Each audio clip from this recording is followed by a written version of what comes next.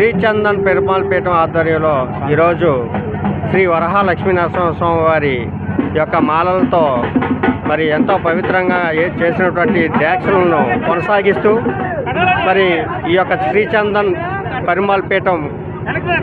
గురుగారు అయినటువంటి గురుస్వామి అయినటువంటి రాజుగారి ఆధ్వర్యంలో సానబోయిన రాజుగారి ఆధ్వర్యంలో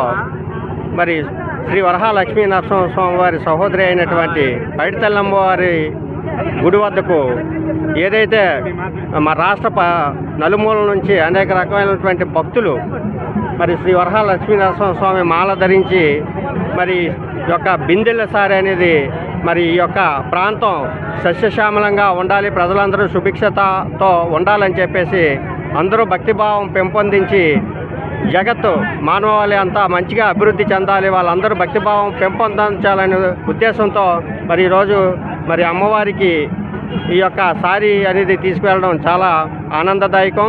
మరి ఇది ఎంతో భక్తిభావంతో తయారు చేసేటువంటి రాష్ట్ర నలుమూల నుంచి వచ్చిన భక్తులు వాళ్ళ ఇంట్లో తయారు చేసినటువంటి సారీ అనేది తీసుకువచ్చి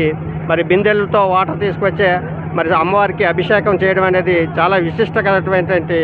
ఈ యొక్క పండగ వాతావరణంలో జరుగుతున్నటువంటి ఈ యొక్క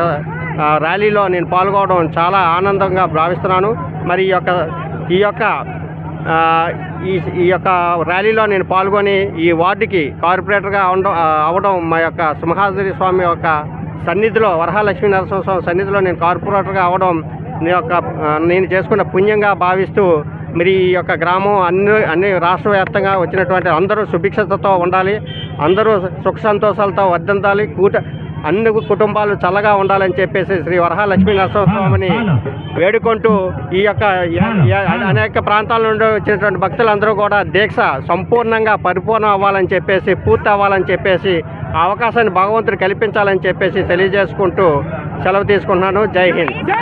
జై శ్రీమన్నారాయణ, జై శ్రీమన్నారాయణ, జై శ్రీమన్నారాయణ.